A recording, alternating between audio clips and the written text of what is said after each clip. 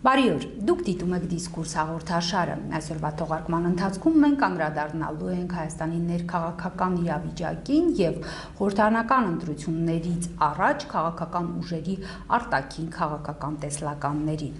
Մեր այսօրվա հյուրերն են քաղաքական վերլուծաբան Արմեն Բաղդասարյանը եւ համագործակցություն հանուն ժողովրդավարության կենտրոնի նախագահ քաղաքագետ Ստեփան Դանիելյանը։ Հարգելի բանախոսներ, շնորհակալություն մեր հրավերը ընդունելու համար։ Եվ այսպես մենք տեսնում ենք, որ այս օրերին շատ ակտիվ վերադասավորումներ են ընթանում, ստեղծվում են դաշինքներ, խոսվում է դաշինքային միավորումների ստեղծման մասին, սակայն ուշագրավ է, որ այդ գործընթացում այդպես էլ հանրությանը չի ներկայացվում, թե այդ դաշինքները կամ միավորումները ինչպիսի ընդհանրական գաղափարական հենքի վրա են կայացվում։ Թերևս մեկ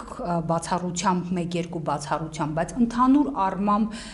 այդ ընդհանրականության վերաբերյալ հայտարարություններ չեն արվում եւ նույնիսկ այնպիսի կարևորագույն արտաքին հարցերի շուրջ, ինչպիսիք օրինակ Ղարաբաղյան հակամարտության կարգավորումն է, Հայաստանի արտաքին քաղաքական վեկտորն է, մենք չենք լսում հստակ ուրեմն բարձաբանումներ այդ միավորվող ուժերի կողմից։ Որն է պատճառը ձեզ, պարոն Բաղդասարյան, ինչու դա չի կարևորվում այսօր։ Շնորհակալություն հրավերի համար, սկսենք ելևի Ղարաբաղյան խնդրից, ինչու չի քննարկվում, որովհետև քննարկելու ասելիք չունեն, տեքստ չունեն ասելու։ Նրանք կամ պիտի ցուցաբերեն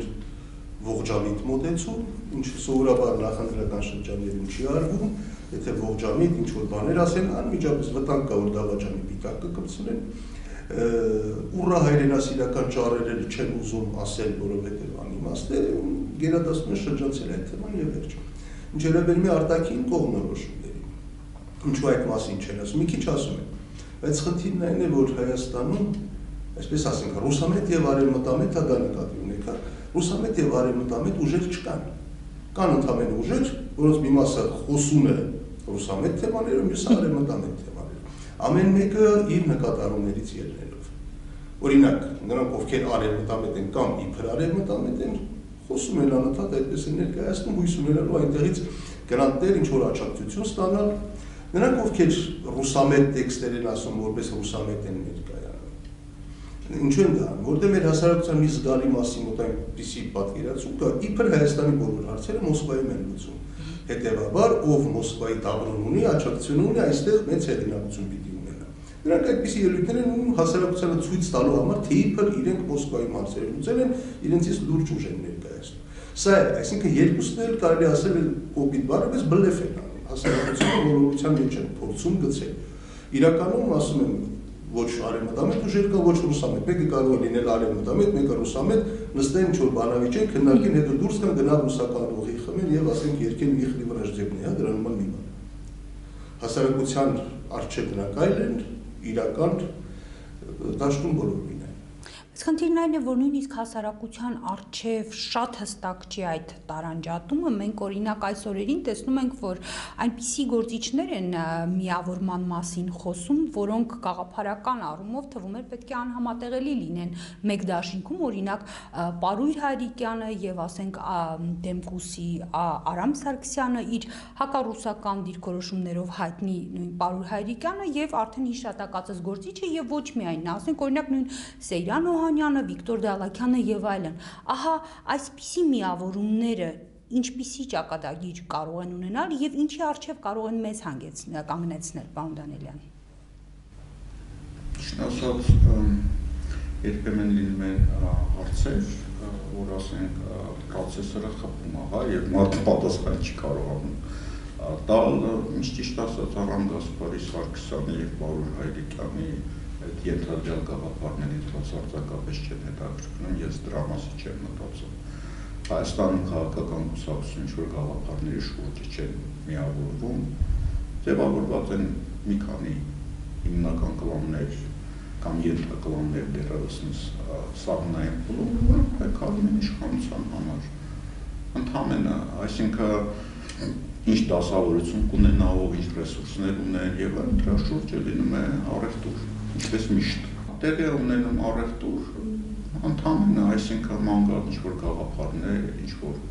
հարցեր, ով ինչ-որ մի գաղափար ուներ, մյուսի հետ միավորվել է, թե չէ, անիմաստ խոսակցություն է։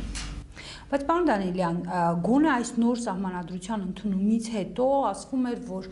կուսակցությունների դերը շեշտակիորեն բարձրանալու է եւ իսկապես մենք առաջիկա խորհրդարանում գոնե 2018-ից հետո խորհրդարանի դերը նշանակալիորեն մեծանալու է եւ եթե այսպիսի հեմքի վրա են ձևավորվում քաղաքական դաշինքները, արդյոք սա որոշակիորեն այդ դերակատարությունը իբրև այդպիսին չի խեղաթյուրելու։ Անկեղծ ասած չեմ կարծում ինչի համար, որտեղ իրոք այս նոր սահմանադրությամբ կուսակցությունների կամ դաշինքների կամ ընդհանրապես ով լինի խորհրդարանում, նրանց դերը ավելի է բարձրանում, որտեղ նախագահ նույնպես ընտրվելու է խորհրդարանում եւ ունենալու է սահմանափակ հնարավորություններ եւ բոլոր հարցերը վճռվելու են խորհրդարանում։ Բնականաբար խորհրդարանի դերը վճռական է դառնում։ Խորհրդարանում իմ կարծիքով այս ընտրություններից հետո կլինի պայմանական ասած օլիգարխների, թաղային հեղինակությունների, տարածքային հեղինակությունների մի ակումբ, որտեղ նրանք ինչ-որ շահերի շուրջ իրար հետ միավորվելու են եւ կամ այդ շահերի պատճառով իրար դեմ են հանդես գալու եւ ասենք բացառված չի, որ այս խորհրդարանում նույնպես լինեն այն դեպքերը, որոնք մենք տեսնում ենք Ուկրաինայի խորհրդարանում, Թուրքիայի խորհրդարանում իրար ծեծեն, հնարավոր է եւ նույնիսկ այս ընտրությունների ժամանակ տեղամասերում կրակոցներ լինեն, որոնք արդեն մի 10 քանի տարի չեն հնչում, որտեղ գործող իշխանությունը վերահսկում է իրավիճակը։ Այդ խորհրդարանի դերի բարձրացման այնտեղ մենք կարանք ֆիզիկական հաշվեհարդարներ նույնպես տեսնել, այսինքն դա է լինելու մեր խորհրդարանը եւ այստեղ որոններ ինչ-որ գաղափարներ, ինչ-որ բաներ լուրջ չի, ինչ գաղափարների մասին է խոսքը։ Պարոն Բաղդասարյան, դուք եւս այսքան հոռետեսաբար եք տրամադրված։ Դա հոռետեսություն չի, դա հենց այդպես էլ կա, որովհետեւ Հայաստանում քաղաքական կուսակցություններ, դասական իմաստով գաղափարախոսություն ունեցող կուսակցություններ չկան։ Ասենք դες հիմնական գաղափարախոսությունների ենթադրենք չէ ամբողջ աշխարհում, լիբերալներ, սոցիալիստներ, պահպանողականներ։ Հիմա օրինակ հայական իշխող կուսակցություն, գնացեք այդ կուսակցության անդամներին հարցրեք։ Ձեր կուսակցությունը լիբերալ է, պահպանողական է, թե ազգային է, թե չգիտեմ սոցիալիստական է, 99%-ը չեն կարողանում պատասխանել։ Նույնը մյուս կուսակցությունների, մյուս դաշինքների, մյուս ուժային բևեռները։ Նրանք էլ չգիտեն, թե իրենք ինչ գաղափարախոսություն են կրում եւ իրենց դա պետք էլ չի։ Ինձ դա պետք է չի, բոլորը նույն խոստումներն են տալիս, նույն կարգախոսներով եւ ուշադրություն դարձրեք, բոլորը ասում են մենք կտրուկ փոփոխություններ ենք անելու։ Բայց ամբողջ աշխարհում այդպես չի, չէ։ Իշխանությունները ասում են ամեն ինչ լավ է։ Մենք շարունակել ենք նույն ձևով մի քիչ արագացված։ Ընդդիմությունն է ասում են փոփոխություններ եք չէ անում։ Հայաստանում բոլորն են ասում փոփոխություն ենք անելու։ Եվ նույն կարգախոսներն են կոռուպցիայի դեմ պայքարում ստվետ նույն բաներն են ասում։ Այսինքն գաղափարական որևէ պայքար չկա։ Այս ամենը այ ուժային բևեռների պայքար է եւ կուսակցությունների դերը որպեսզի մեծանա, սկզբից պիտի կուսակցություններ լինեն, որ հետո դրանց դերը մեծանա։ Հայաստանում այդ կուսակցությունները չկան, նրանք մարդկանց խմբեր են ինչ որ շահերով պայմանավորված, հարստանալու շահ, իշխելու շահ, իր ազդեցություն ունենալու շահ, բայց ոչ երբեք քաղաքական։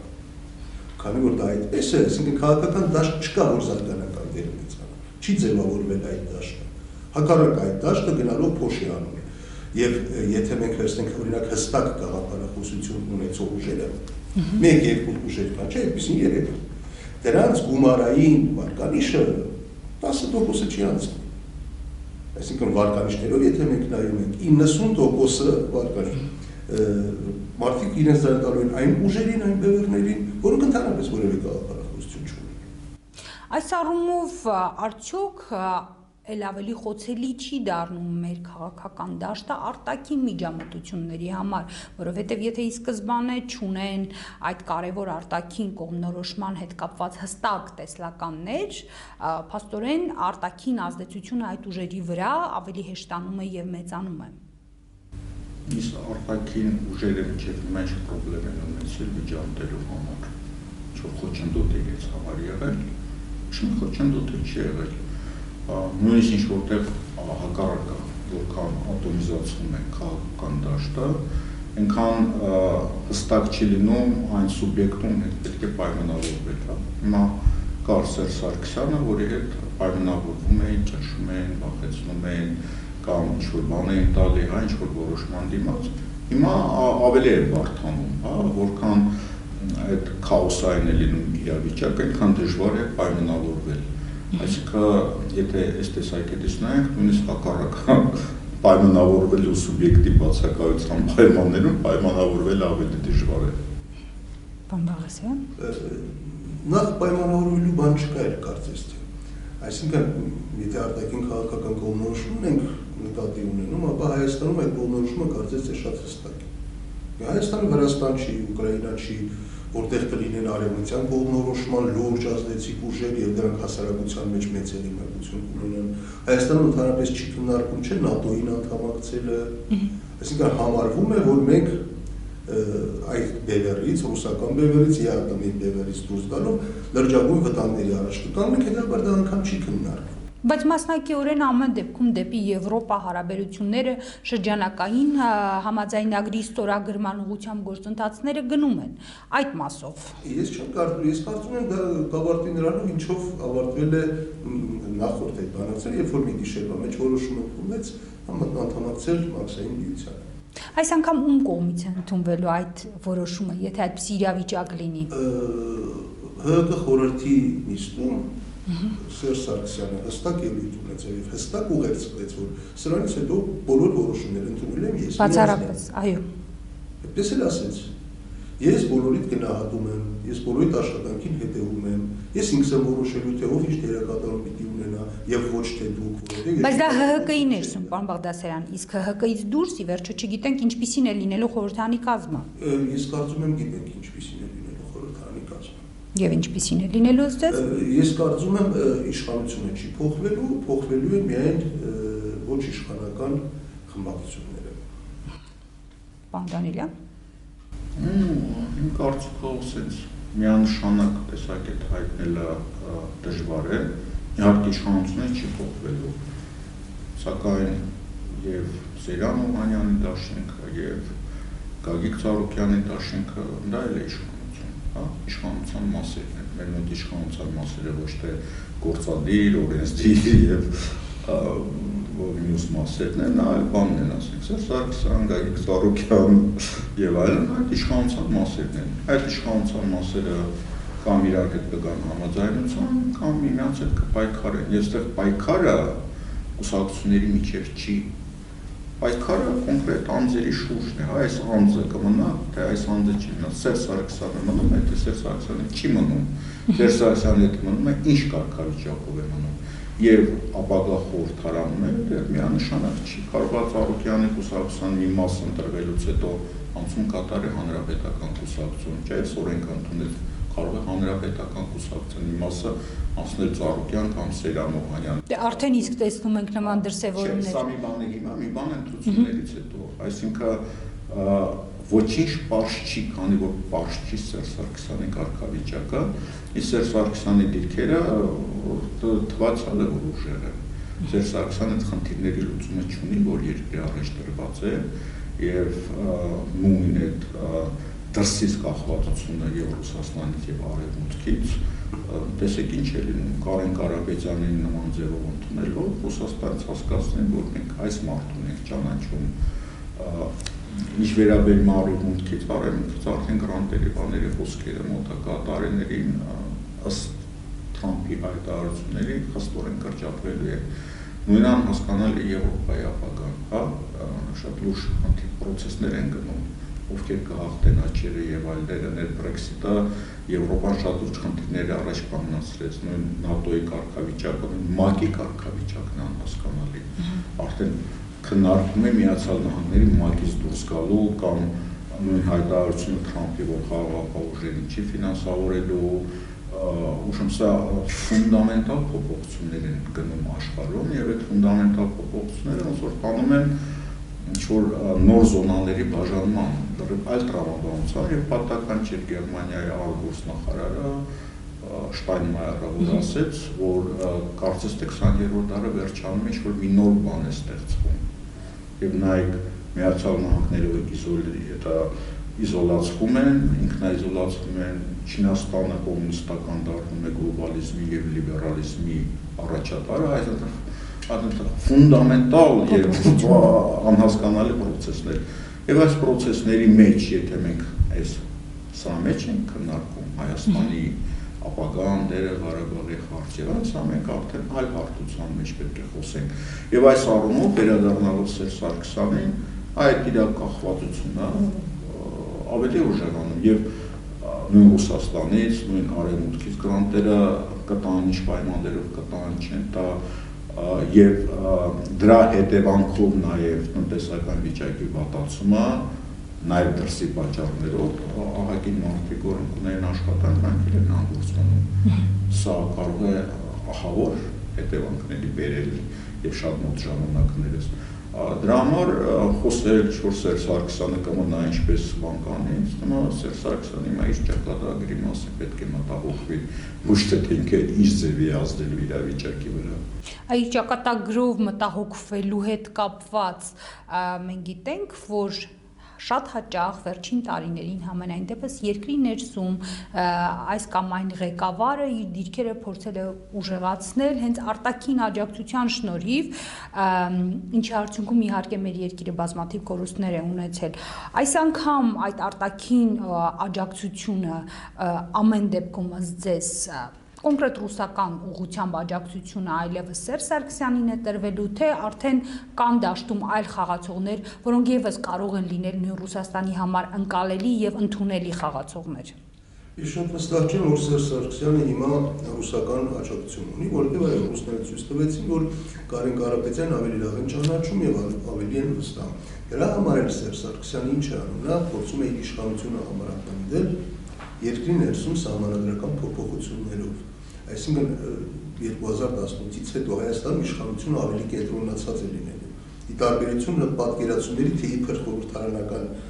հանրապետություն է դառնում, ուրեմն կոլեգիալ որոշումներ են ընդունվել, այդպիսի բան չկա։ Ավելի կենտրոնացած, քան հիմա, երբ Սերժ Սարգսյանը միանձնյա է։ Որովհետև այս համակարգում կա պետության առաջին դեմք նախագահ եւ կա վարչապետ, որը ունի լուրջ լծակներ։ Այո։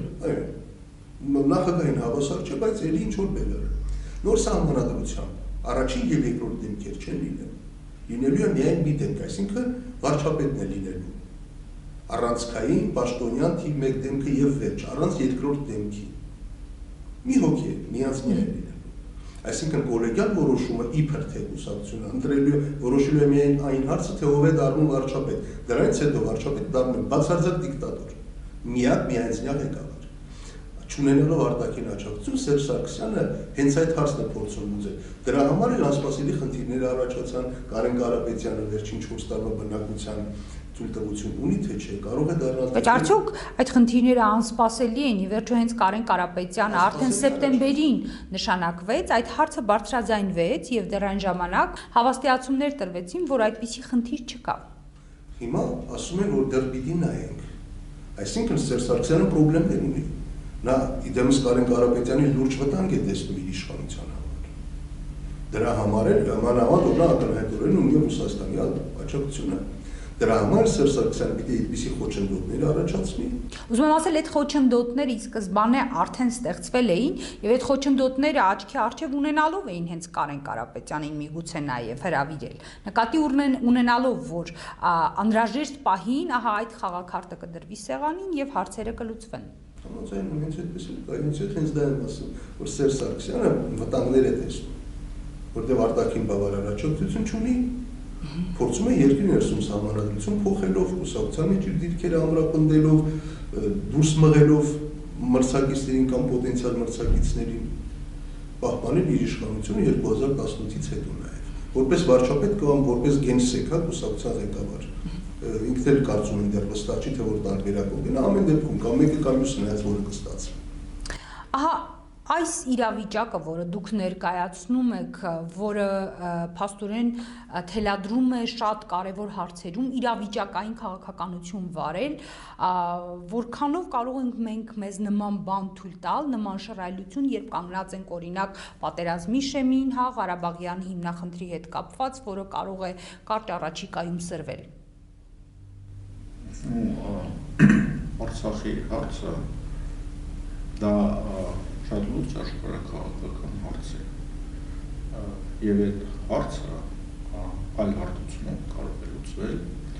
եւ շատ կարեւոր է այն ինչ որ կատարվում է այսօր Սիրիայում այն process-ները որ գնում են Թուրքիայում Իրան-Ամերիկա հարաբերություններ Ռուսաստանի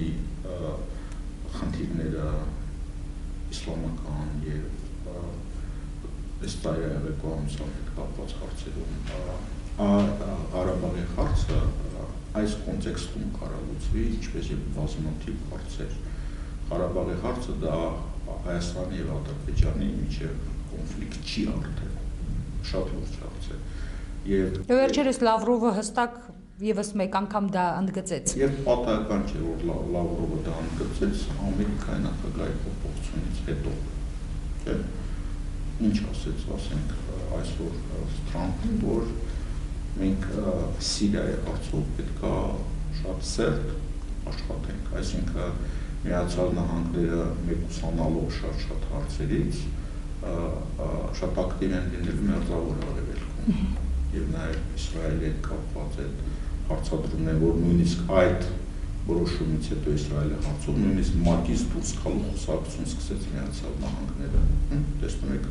աշխարհը ոնց է փոխվում իսկ Մերձավոր Արևելքի process-ները միանշանակ Արցախի խնդրի հետ կապված են այսինքն միջև հիմա եղած խոսակցությունները Արցախի հարցով մի բան է հիմիկվայից հետո արդեն այլ խոսակցություն է գնալու մեզ համար լավ բաց ես չգիտեմ բայց արդեն նոր խաղ է եթե այդ հարցին անդրադառնանք այստեղ կարող է այլ տարբերակ աշխատել այսինքն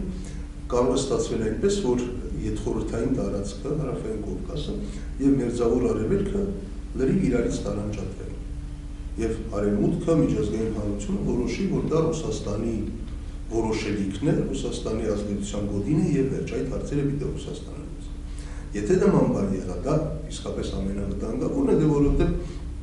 իր պատմության վերջին ասենք 152 տարվա ընթացքում Ռուսաստանը 3 անգամ հնարավորություն է ունեցել կարգավորելու Ղարաբաղի խնդիրը եւ 3 անգամ կարգավորել է եւ 3 անգամ օգուտ Ադրբեջանը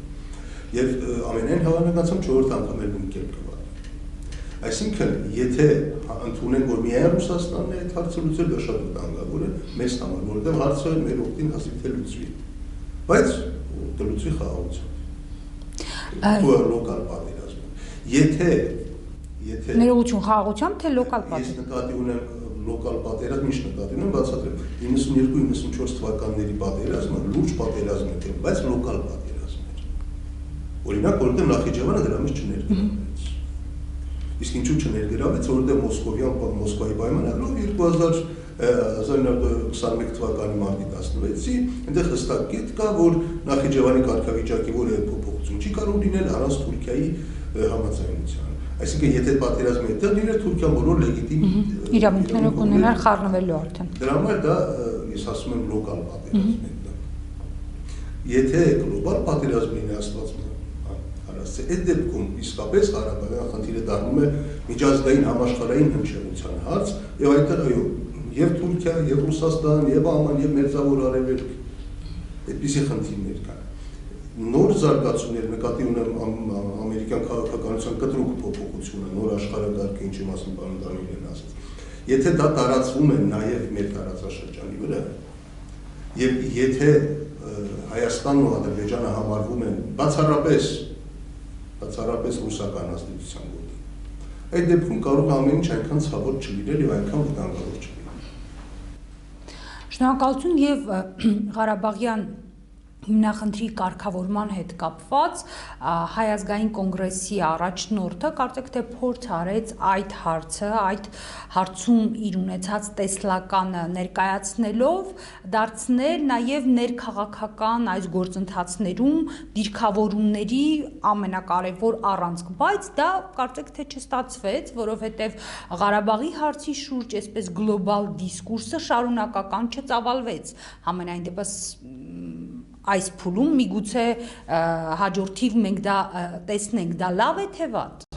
Երևի այդ հարցը սկզբից պետք է Պարոն Բաղդասարյանին ուղղել։ Ես ասեմ կպատասխանեմ, որովհետև նախ դա Լևոն Տեր-Պետրոսյանի տեսլականը չէր։ Նա իր դիրքորոշումները չներկայացրեց Ղարաբաղյան կարգավորման վերաբերյալ։ Նա ընդհանրապես արձանագրեց փաստերը եւ ասաց, որ սեղանում դրված է այս փաստաթուղթը։ Եվ դա այն փաստաթուղթն է, որ Հայաստանի իշխանությունները առնվազն 15 անգամ հայտարարել են, որ պատրաստ են բանացել դրա շուրջ եւ նույնիսկ 15 անգամ դա գնահատել են որպես դիվանագիտական փայլուն ակտ։ Դե բայց Սերժ Սարգսյանն էլ հետո ասեց, որ որևէ մեկը մինչ օրս լիարժեք չի ներկայացրել այն փաստաթուղթը, որի շուրջ ընթացել են բանակցությունները։ Ինչ է դա հիշում եք, ասում էր Մադրիդյան ստուդենտները բաց են ինտերնետում կան։ Ես չեմ ուզում sense մենք խորապես Արցախի հարցը քննարկենք, ուղղակի մի բան եմ ուզում ասել, եթե սեղանին դրվում է փաստաթուղթ, դա միշտ չի որ նշանակում է դրվում է որպես այդ փաստաթղթի շուրջ համաձայնություն լինի, երբեմն դրվում են փաստաթղթեր, որ համաձայնություն չլինի։ Այն ինչը պարբերաբար հայկական կողմը, հա, կարծեք թե փորձել է անել։ Սա 3 խոշոր համաշխարհային ուժերի եռյակ են, որից դուրս են մնացել նաև Թուրքիան եւ Իրանը, որոնց կենսական խնդիրներն են։ Այսինքն Մինսկի խումբը հարցը լուծելու համար չի, Մինսկի խումբը հարցը չլուծելու համար է ստեղծվել։ Իսկ հարցը մենք տեսնում ենք եւ պատմությունից, երբ որ Մերձավոր Արևելքի խնդիրը Սայքս-Պիկո սկզբնական շրջաններ Սազոնով տենց էր կոչվում, հետո ռուսական հեղափոխությունից հետո մնաց Սայքս-Պիկո համաձայնը, երբ որ նոր պետություններ, նոր սահմաններ եւ այլն։ Այսինքն այս մեծ տարածաշրջանում այդ հարցերը նոր սահմանները, այսինքն գլոբալ լուծվելու ոչ թե մաս, սա իմ տեսակետն է։ Ամեն ինչուն չեմ համաձայն ինչ որ ասես Պարոն Բաղդասարյանը, բայց սա այլ քննարկման թեմա է։ Եվ անդրադառնալով հարցին այն, որ այսօր քաղաքական ուժերը կարծեք թե առաջնային դիսկուրսի մեջ չունեն ներառած Ղարաբաղյան հակամարտության շուրջ կարգավորման իրենց տեսլականը ներկայացնելը։ Այդ մասին առայժմ չի խոսվում, ավելի շատ խոսվում է, թե ով ում է միանալու, ինչ լավ է, որ Ծառուկյանը վերադարձավ, ինչու Սեյրան Օհանյանը դուրս եկավ, կամ Հովիկ Աբրահամյանը, գետեր, արվակներ եւ այլն։ Այսինքն ընդամենը ինչ որտեղից դուր տեղ գնալու ինչ որ ուժեր մեկը մյուսի միանալու շուրջ է առայժմ այս հարթությունում է դիսկուրսը, բայց չկա խորքային ներկայացում, թե օրինակ X ուժը ինչպես է տեսնում այդ հարցի կարգավորումը։ Մի բան, որ թվում էր ապրիլյան պատերազմից հետո պետք է դառնա մեր քննարկման օրակարգի առաջնային թեման։ Փառք Աստծո, որ չկա, որովհետև դա Ծառուկյանի կամ Հովիկ Աբրահամյանի կամ Սերժ Սարգսյանի լուծելու հարցը չի։ Իրենց այդ լիազորությունները տրված չի Արցախի հարցով շուտ լուծումներ գտնել, դա այդ հարթությունում չի լուծումը գտնվում եւ շատ լավ է, որ այդ հարցը ներքաղաքական գործընթացներում սպեկուլյացիայի առարկա չի դարձվում։ Շնորհակալություն։ Իսկ ես կարծում եմ, որ կարծես թե բոլորը իրենց հստակ դիրքորոշում ունեն, չէ՞, հիմա դա կոչվում է ազգբանակ։ Բարձրաձայնեցին, դա ինչ է նշանակում։ Նշանակում է մենք բոլորս ազգովի զինվոր ենք, պիտի սպասենք, տեսնենք գլխներիս ինչ է գալիս, եթե պատերազմ լինի միջև վերջ կոտորվենք, համարենք, որ դա մեր ճակատագիրն է։ Դա է ըստ էության։ Իսկ քանի դեռ այդպես չի, Փառք Աստծո, սպասենք, տեսնենք ինչ կլինի, գուցե ինչ-որ լավ լինի։ Սա է։ Եվ սա է բոլոր հիմնական քաղաքական ուժերի պատկերացումը։ Եվ դա բոլորը դա ներկայացնում են որպես շատ մեծ խելքի արտահայտություն, չէ՞, բոլորը այդպես էլ ասում են, Ղարաբաղի հարցը լուծված է, ինչ Ղարաբաղի հարց։ Մենք լուծել ենք այդ հարցը։ Բոլորը, այսինքն մենք սպասում ենք տեսնենք գլխներիս ինչ կգա եւ վերջ։ Սա է։ Ու բոլորն են այդ կարծիքի։ Շնորհակալություն հարգելի բանախոսներ մեր հաղորդմանը մասնակցելու համար։ Ես հիշեցնեմ, որ այսօր հյուրընկալել էին քաղաքական վերլուծաբան Արմեն Բաղդասարյանին եւ Համագործակցություն հանուն ժողովրդավարության կենտրոնի նախագահ քաղաքագետ Ստեփան Դանիելյանին։ Մինչ հանդիպում։